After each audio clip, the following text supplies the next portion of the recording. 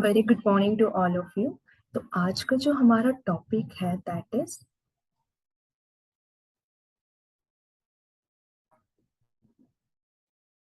Projectile motion.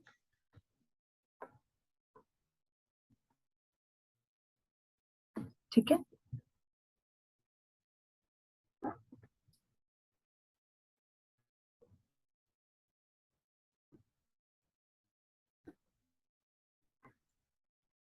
It is one of the sub topic of kinematics.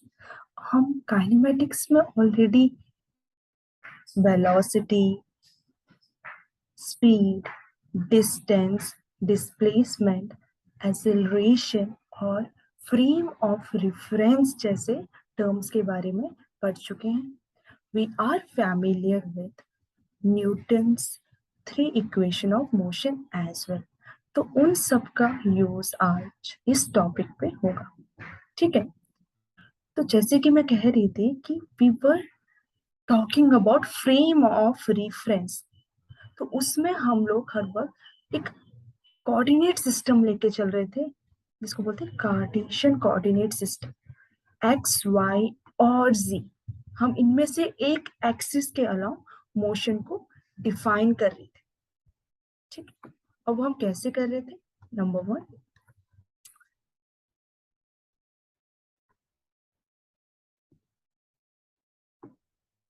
let us suppose an horizontal axis, a horizontal axis जिसके along आप एक body ए के motion को study कर रहे हैं। Let us suppose its initial velocity was 0 और वो यूनिफॉर्मली एक्सेलरेट कर रहा था, तो हम ए को कांस्टेंट मान रहे थे। एक्स की direction was along the direction of the velocity, or we can say the final velocity of the body. हम एक और केस लेके चल रहे थे, अगर suppose initial velocity of that body was ux and again acceleration की direction was along the velocity only. अब यहाँ पे भी हम a को अभी तक कांस्टेंट मान के चल रहे हैं और we can say that the motion is uniformly accelerate. Again हम लोग जो एक्सिस कंसिडर कर रहे थे that was nothing but X axis. ठीक है, हम एक और केस लेके चल रहे थे, number two. Let us suppose हमने किसी बॉडी को इसके अलोंग फेंका है with a certain height from ground. अगर ये ग्राउंड है, हमने किसी बॉडी को from a certain height throw किया with a certain velocity, let us suppose uy, तो उसका मोशन कैसा होता था? Like this. am I correct?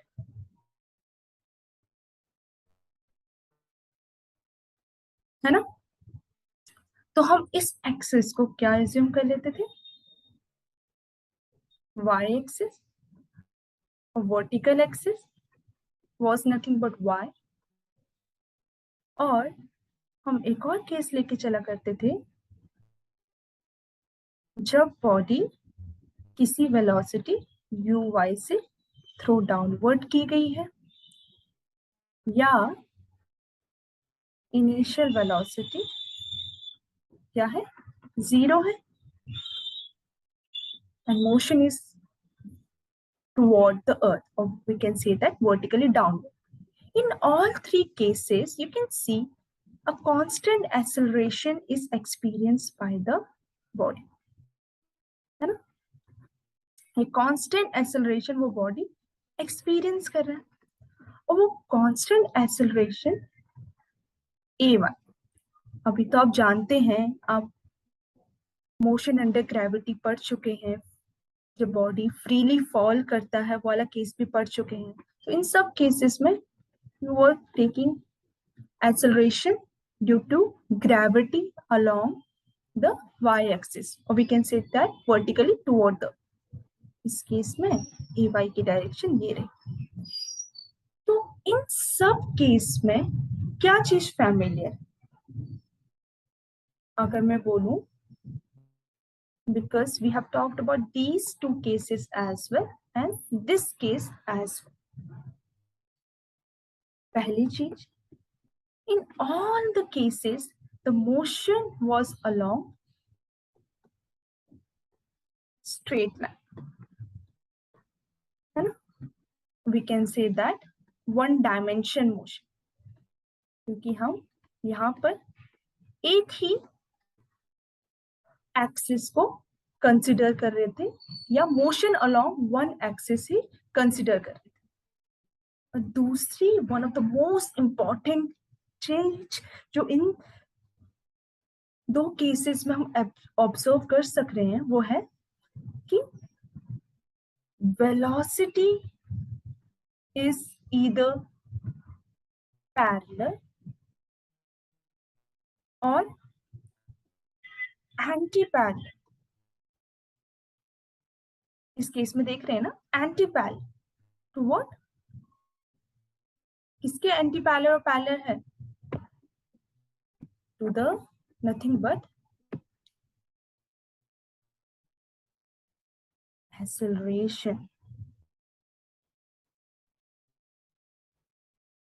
है ना? या तो पैरेलल है या तो एंटी पैरेलल। तो अभी तक हम जिस किसी भी मोशन के बारे में पढ़ रहे थे, हम या तो मोशन इन स्ट्रेट लाइन पढ़ रहे थे या 1D मोशन कह सकते हैं उसे, और उन सब केसेस में वेलोसिटी की direction was either parallel to the acceleration और anti parallel to the acceleration. But आज कुछ हम नया केस पढ़ने जा रहे हैं, that is called projectile motion. अब प्रोजेक्टाइल मोशन को समझने के लिए let us first of all define with the help of the things which we already know। ये दो चीजें हम जानते हैं कि स्ट्रेट लाइन और वेलोसिटी का कॉन्सेप्ट हम लोग लगा सकते हैं मोशन को डिफाइन करने के लिए। इसी दो टर्मिनोलॉजीज को यूज करके हम प्रोजेक्टाइल मोशन को अब डिफाइन करते हैं। चलिए,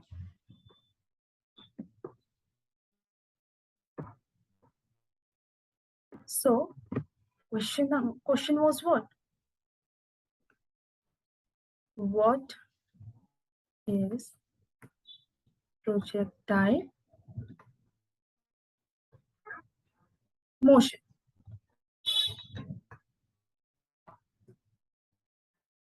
तो हम ये कह सक रहे हैं बिकॉज आप ऊपर के केस में भी देख रहे थे बॉडी को प्रोजेक्ट किया गया था, पर इसमें क्या खासियत है? तो हम ये कह सकते हैं when a body is projected such that velocity is not parallel or anti-parallel to what? Acceleration।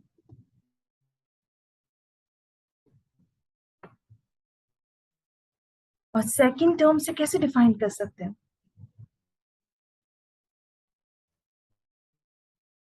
Then the body will move in curve path। okay, initially हम जो ट्रेजेक्टरी ले रहे थे वो क्या ले रहे थे? Straight line. बट अब पाथ क्या हो जाएगा? कर्व। बट कैसा curve path? You gonna know about it.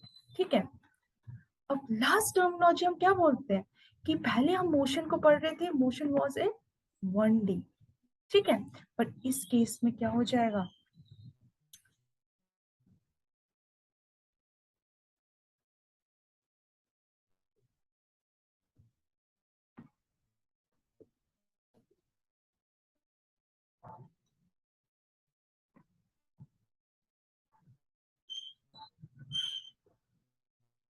two-dimension motion. The motion then called, please highlight my word, two-dimension motion.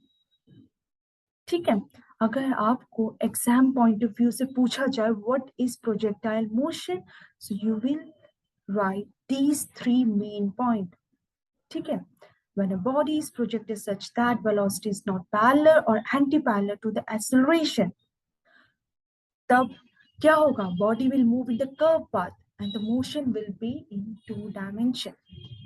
ठीक है, अब टू डायमेंशन का मतलब क्या है, इसमें या तो हम एक्स वाई एक्सिस को एक साथ लेंगे या y और z एक्सिस को एक साथ लेंगे मोशन को डिफाइन करने के लिए, या z x एक्सिस को एक साथ लेंगे मोशन को डिफाइन करने के लिए. Any of these axis can be consider in order to define the motion of the body. ठीक है, लेट अस मूव फॉरवर्ड.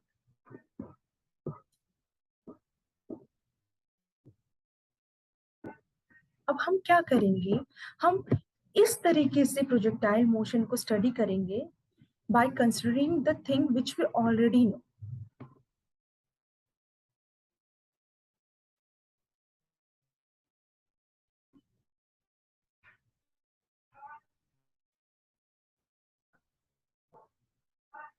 ये x एक्सिस है, ये y एक्सिस. ठीक है, we will do one thing. What? We will do either the study of motion along x-axis और y-axis separately first. तो पहले हम चलो लेके चलते हैं वर्किंग along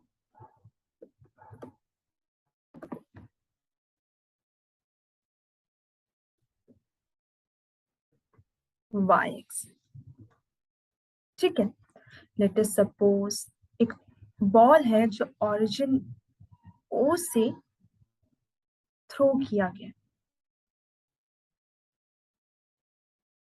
ठीक है, तो उस बॉल की इनिशियल वेलोसिटी क्या हो,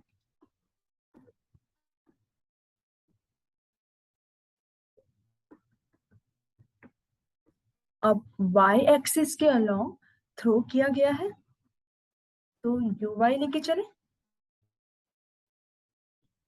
ठीक है, अब हम ऑलरेडी जानते हैं जब कभी भी किसी भी ऑब्जेक्ट को प्रोजेक्ट किया जाता है along vertical axis from the surface of the earth, क्योंकि हमने एक ऐसा फ्रेम माना है, ये भी तो एक फ्रेम है ना, और वहां पे ऑब्जर्वर को हमने ओरिजिन पे रख दिया है.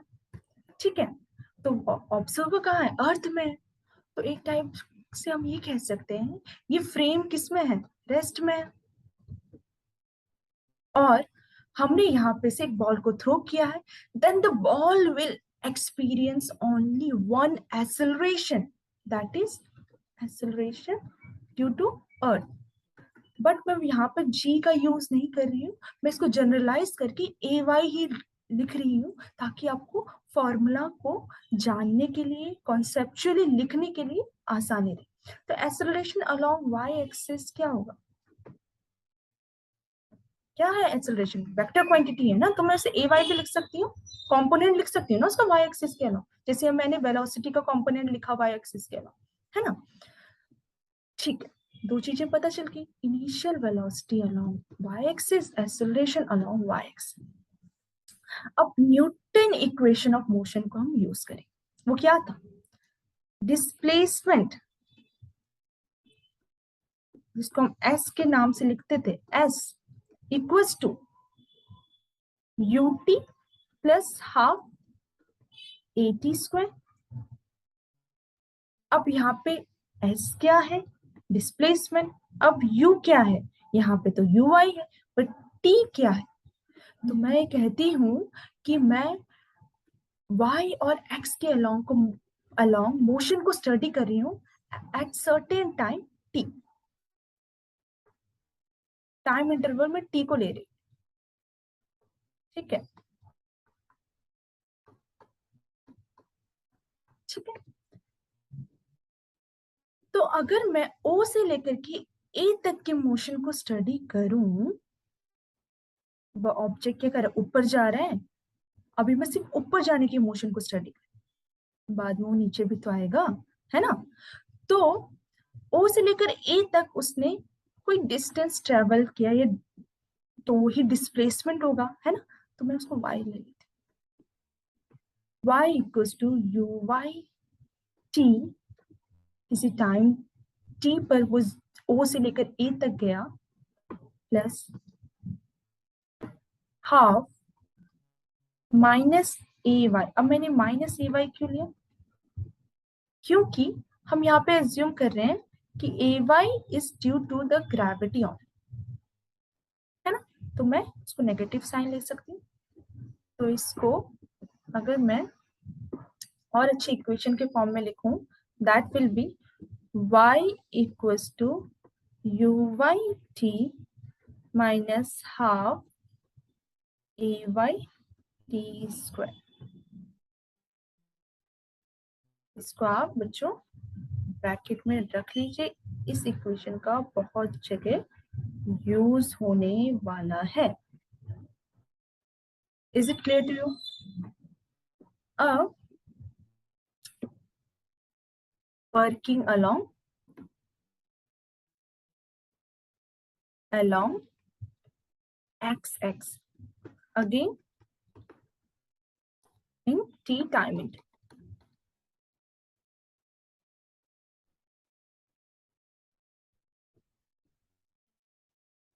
अब मैं सपोज करती हूँ अगेन इस ऑब्जर्वर ने एक बॉल को ऑब्जर्व किया जो कि एक्स एक्सिस के अलोंग जा रहा है। Again, this ball was thrown with certain velocity ux because it is along the x-axis. तो मैं इसका component ux ले लेती हूँ। Initial velocity is nothing but ux. But पहले केस में क्या था, कांस्टेंट था ना एक्सेलरेशन, तो यूनिफॉर्म एक्सेलरेशन था। बट इस केस में क्या है, मैं ये अज्यूम करती हूँ motion is uniform motion along X axis. तो मतलब क्या है, अज्यूम नहीं करती हूँ, मतलब ये ऑब्जेक्ट यूनिफॉर्मली मोशन कर रहा है अलोंग एक्स एक्सिस, मतलब एक्सेलरेशन बिल्कुल ही जीरो है अलोंग एक्स एक्सिस। तो अगेन हम लोग न्यूटन के इक्वेशन में जाएंगे, displacement s equals to U T plus half A T square. तो यहाँ पे s को हम x से रिप्लेस कर देते हैं, क्योंकि हम अज्यूम कर लेते हैं कि t टाइम इंटरवल में उसने x डिस्टेंस कवर किया, ठीक है। तो ux बच्चों इसको भी आप किस में रख लीजिए, ब्रैकेट में। तो दो चीजें अगर आपको पता हो कि कैसे मोशन अलोंग एक्स एक्सिस हो रहा है, वाई एक्सिस हो रहा है, तब आप प्रोजेक्टाइल मोशन को अच्छे से समझ सकते हैं। अब मैंने सेपरेटली दोनों के अलोंग आपको स्टडी करके दिखा दी। अब दोनों को अगर मैं कंबाइन करके देखूं और इसकी ट्रेजेक्टरी को डिफाइन करने की कोशिश करूं, आपको मैं इक्वेशन के फॉर्म में भी डिफाइन करूंगी। पहले आप इसको देख लीजिए।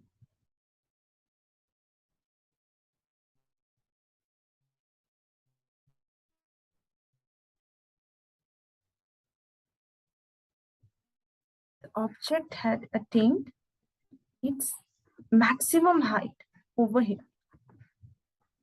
चलिए मैं यहाँ पे भी उसके मोशन को दिखा देती हूँ आपको, उसके बॉल के मोशन को। Then after the body starts to retrace its path, not retrace, sorry, it is coming back in such a way that, अगर बॉल लगा देती हूँ फिर से,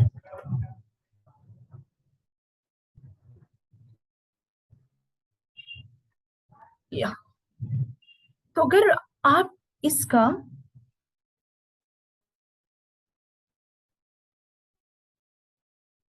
ट्रेजेक्ट्री को ट्रेस करना चाहें ऑब्जर्वर के रिस्पेक्ट में,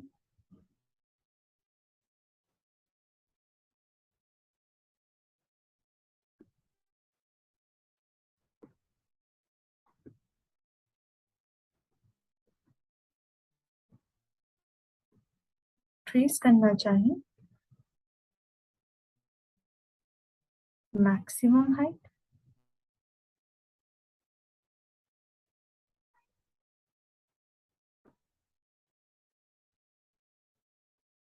कैसा है पाथ, कर्व्ड पाथ है ना। और कर्व पाथ का नाम क्या है, आपको इसके बारे में कुछ टाइम बाद पता चल जाए। तो अगर मैं किसी पॉइंट पे, इस पॉइंट पे सपोज कर लीजिए वेलोसिटी को दिखाना चाहूँ, it is U X but it is nothing but U Y, sorry. और अगर मैं इस पॉइंट पे दिखाना चाहूँ वेलोसिटी के component, it is U X, it is nothing but U Y again. और किसी मैक्सिमम हाइट में अगर दिखाना चाहूँ, this is U X, but हम जानते हैं जब कभी भी ऑब्जेक्ट अपनी मैक्सिमम हाइट अटेन कर लेता है तो वेलोसिटी का वर्टिकल कंपोनेंट क्या हो जाता है, zero. Again U Y, U X, again U Y and U X, U Y and U X. तो ये टर्म जस्टिफाई कर रहा है अब कि the motion along y-axis is nothing but uniformly accelerated, whereas along x-axis is uniform motion. आप देख रहे हैं ना, डायरेक्शन भी चेंज नहीं हो रही है इसके अलावा। तो आप प्लीज इसको नोट करके लिख लीजिए जो मैंने आपको यहाँ पर हाईलाइट कराया। यहाँ पे मैंने आपको हाईलाइट कराया ना कि यूनिफॉर्म मोशन है along X axis but uniformly accelerated है अलोंग वाई एक्सिस। आप डायग्राम से भी देखना चाहें तो अब ये चीज जस्टिफाई हो रही है। अब मैं रिजल्टेंट वेलोसिटी अगर आपसे किसी पॉइंट पे पूछूं, you will say that it is tangent along the curve. Okay, वो कुछ नहीं होगा बट टेंजेंट होगा। यहाँ पे भी अगर आप देख लें, it will be nothing but tangent. ठीक है, इसमें भी देखें तो tangent. Is it clear to you? अब प्रोजेक्टाइल मोशन से रिलेटेड तीन टर्मिनोलॉजीज हमें बहुत इंपॉर्टेंट होती है जो जाननी होती है। These three terminologies are, first is time of flight, second is maximum height, third is range. These three terms are very very important by the point of view of exam. ठीक है, अगर हम एग्जाम पॉइंट ऑफ व्यू से देखें तो these three terms are very। तो first क्या बोला, जैसे कि मैंने आपसे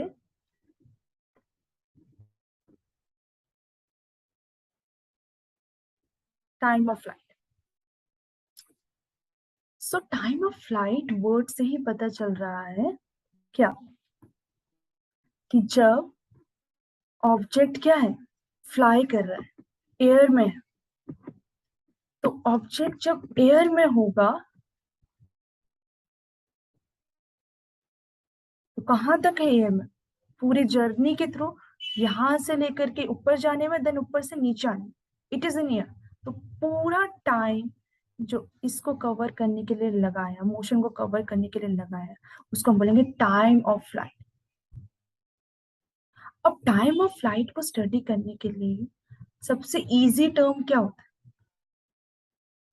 हम देख रहे हैं along Y axis net displacement is what, zero.